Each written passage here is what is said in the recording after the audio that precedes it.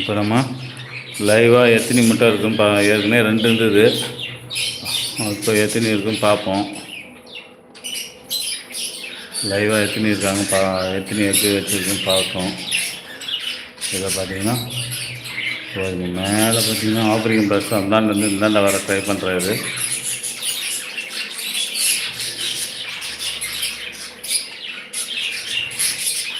இவர் வந்து பார்த்தீங்கன்னா ஹெலிகாப்டர் பர்ச்சேஸ் ஒன்று மேல் மட்டும் இருக்கார். இது ஒரு பேர் ஒன்று ஃபீமேல் ஒன்று வாங்கி விட்டுட்டும் பார்த்தா ஒன்றும் நமக்கு செட் ஆகலை.